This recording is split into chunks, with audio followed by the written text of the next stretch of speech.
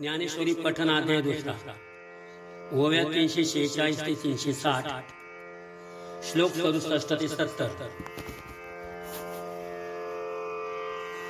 देखई आग्नि माझी घापती तिये बीजे तरी विरुढती तरी अशांता सुख प्राप्ती घडवू शके म्हणून अयुक्तपण मनाचे तेची सर्वस्व दुःखाचे या कारणे इंद्रियांचे दमन निके इंद्रियाणां चरतां यन्मनोनु विधीयते तदस्य हरति प्रज्ञां वायुर्नाम विवांभसी।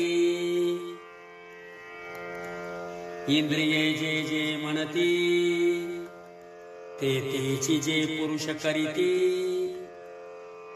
ते तरलेची न तरती विषय सिंधू जैसी नाव थडिये ठाकिता जरी वरपडी होय दुर्वाता तरी चुकला ये मागवता अपाव पावे तैसी प्राप्ती ही पुरुषे इंद्रिये लाळिली जरी कौतुके तरी आक्रमिला जाण दुःखे संसारिके तस्मादिस्य महाबाहो निगृहीतानि सर्वश इंद्रियाणि इंद्रियार्थ्यभ्य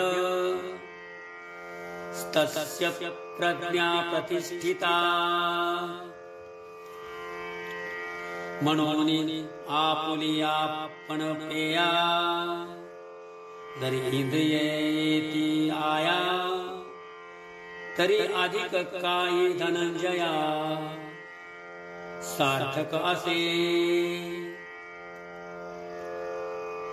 देखई कूर्म जिया परी वाईला अवेव पसरी ना तरी इच्छावशे आवरी आपण पेची तैसी इंद्रिये आपैती होती जयाचे मणितले करीती तयाची प्रज्ञा जाण स्थिती पातली असे। आता आणिक एक गहन पूर्णाचे चिन्ह अर्जुना तुझ सांगईन परिसपा। या निशा सर्वभूतानां तस्यं जागृति संयम यस्यं जागृति भूतानि सा निशा पश्यतो मुने। देखई भूत जात निदेले तेथेची जया पाहले आणि जीव जेथ चेईले तेथ निद्रितू तोची तो निरूपाधी अर्जुना तो स्थिर बुद्धी तोची जाणे निरवधी मुनीश्वर। आपूर्य मान मचल प्रतिष्ठम समुद्रमाप प्रविशन्ति यद्वत् तद्वत् कामायं प्रविशन्ति सर्वे स शान्तिमाप्नोति न कामकामी। पार्था आणि कही परी तू जाणो येईल अवधारी जैसी अक्षोभता सागरी अखंडित, जरी सरिता ओघ समस्त परिपूर्ण होऊन मिळत, तरी अधिक नोहे इष्ट